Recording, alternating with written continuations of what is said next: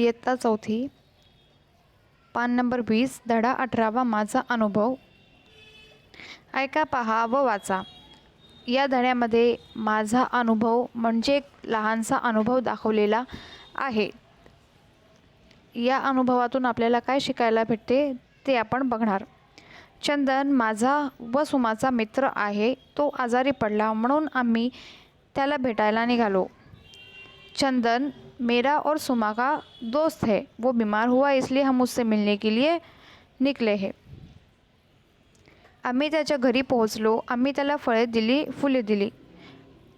आम्ही त्याच्या घरी पहुंचलो. हम उसके घर पे गए और उसे हमने कुछ फ्रूट्स दिए और फूल दिए ताकि उसे अच्छा लगे. काळजी घे, वेळेवर औषधे घे, सुमा म्हणाली. सुमा ने कहा, अपने ध्यान रख और टाइम पर दवाइयाँ लेते रहे. तू लवकर बरा हो, मग आपण खेळू, मजा करू, मी म्हणाले. तू जल्दी ही ठीक हो जा, फिर हम खेलेंगे साथ में मिलकर और बहुत मज़े भी करेंगे. चंदन म्हणाला, रेहाना, सुमा, तुम्हाला भेटून मला आनंद झाला. आता मला बरं वाटतंय. चंदन ने कहा, रेहाना, सुमा, तुम दोनों से मिलकर मुझे बहुत खुशी हुई. अब मुझे पहले से बेहतर लग रहा है. चंदन ने आमचे आभार मानले. निघताना चंदनचा चेहरा हसरा दिसत होता. ते पाहून आम्हालाही आनंद झाला. जब हम निकल रहे थे तब चंदन ने हमें आमचे आभार मानले. आणि जेव्हा आम्ही निघत होतो तेव्हा चंदनचा चेहरा हसरा दिसत होता. तो अगोदरपेक्षा चांगला वाटत होता आणि ते पाहून आम्हालाही आनंद झाला, कारण तो आनंदी दिसत होता. आता हा एक लहानसा अनुभव आहे. यातून आपल्याला शिकायला भेटते की कोणीही आजारी झाले, आपले नातेवाईक किंवा आपले मित्र वगैरे, तर आपल्याला त्याला भेटायला जायला पाहिजे. कोण म्हणाले ते लिहा. काळजी घे, वेळेवर औषधे घे.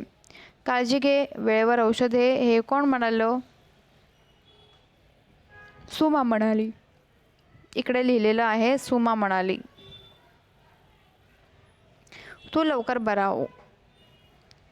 बरा हो, हे कोणी सांगितलं? तर हे सांगितलं रेहानाने. आता मला बरं वाटतंय, चंदनने सांगितले. सांगा, चंदनला आनंद का झाला? चंदनला आनंद झाला कारण रेहाना आणि सुमा त्याला भेटायला त्याच्या घरी गेली होती. मी हा शब्द कोणासाठी आला आहे? मी हा शब्द रेहाना आणि सुमासाठी आला आहे. मी हा शब्द रेहानासाठी आला आहे. आम्ही हा शब्द कोणासाठी आला आहे? आम्ही हा शब्द रेहाना, सुमासाठी आला आहे.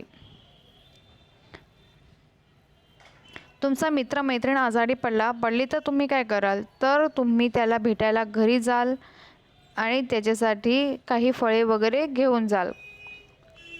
घटनाक्रमानुसार खालील वाक्यांचा क्रम लावा. वाक्यासमोर क्रमांक लिहा.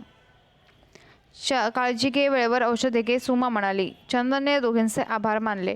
आम्ही त्याला फळे दिली, फुले दिली. आम्ही त्याच्या घरी गेलो. चंदन माझा आणि सुमाचा मित्र आहे. तो आजारी पडला. तर सर्वात अगोदर येईल चंदन माझा आणि सुमाचा मित्र आहे, कारण या धड्याच्या सुरुवातीला पहिले वाक्यच चंदन माझा आणि सुमाचा मित्र आहे हे आहे. तर मध्ये आपण लिहिणार एक. तो आजारी पडला. इकडे येईल दू. आम्ही त्याच्या घरी गेलो. 3 नंबर. आम्ही त्याला फळे दिली, फुले दिली. 4 नंबर. चंदनने दोघींचे आभार मानले. 5 नंबर. काळजी घे, वेळेवर औषधे घे, सुमा म्हणाली. 5 नंबर. आणि शेवटी येईल आ. चंदनने दोघींचे आभार मानले. नंबर 6. पहा, वाचा, रिकाम्या चेहऱ्यावर भाव लिहा. आता इकडे भाव दाखवलेले आहेत. हसरा, आनंदी, रडका, रागीट, भित्रा. इकडे एक रिकामी दिलेलं आहे, त्यावर आपल्याला चेहरा बनवून इकडे लिहायचा आहे आपल्याला की कोणता चेहरा आहे तो, कोणते भाव त्याच्या चेहऱ्यावर दिसत आहे. आता हा आपला 18वा धडा संपला आहे. आपल्याला आता 19वी आपली कविता बघायची आहे. धडा खूप लहान होता म्हणून आपण एकदा 2 धडे पूर्ण करू शकतो. 19वी आपली कविता आहे, आगगाडी. ऐका व म्हणा.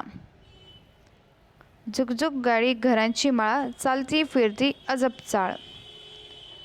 झुक-झुक गाड़ी आपल्याला माहिती है, हम सबको पता है कि झुक-झुक गाड़ी हम किसे कहते हैं, तो ट्रेन को कहते हैं, रेलवे को कहते हैं, क्योंकि एक के पीछे एक उसके बहुत सारे डब्बे रहते हैं और जब चलती है तो उसकी झुक-झुक झुक-झुक ऐसी आवाज़ आती है और वो एक चेन की तरह एक डब्बे से दूसरा डब्बा, दूसरे डब्बे से तीसरा डब्बा जुड़ा हुआ है, इसलिए हम उसे झुक-झुक गाड़ी बोलते हैं और बोलते हैं चाल, क्योंकि उसकी चाल भी अजब है और एक तरह की चेन है, मतलब माळ।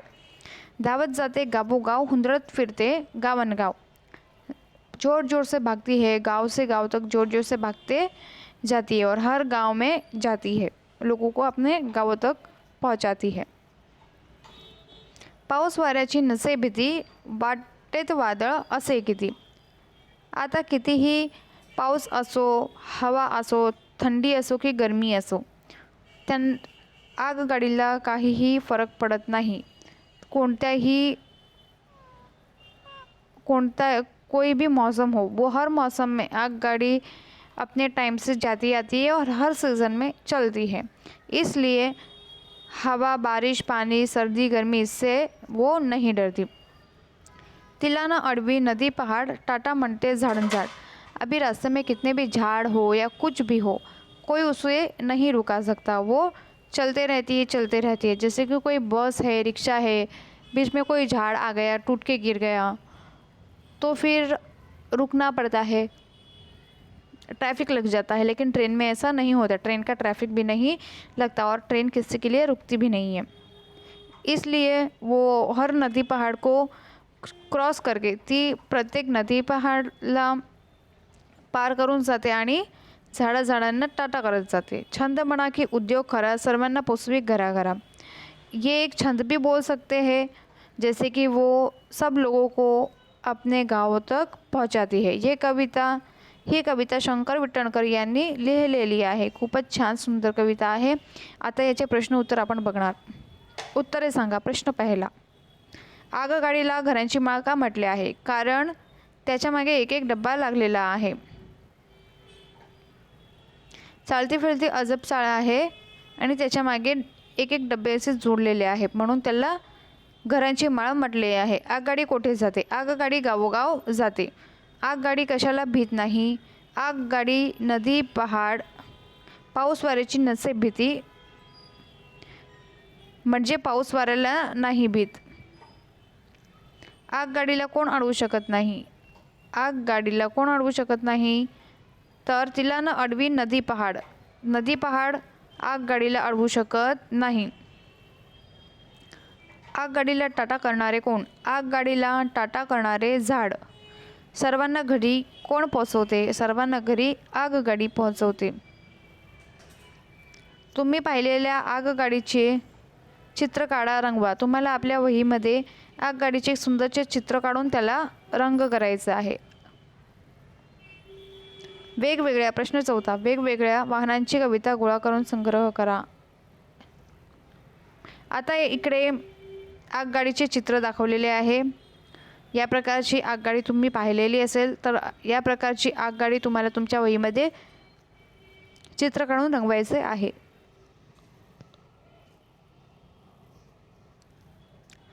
ही कविता तुम्हाला तुमच्या वहीमध्ये 2 वेळा लिहायची आहे आणि प्रश्न उत्तरं लिहायची आहेत। Thank you.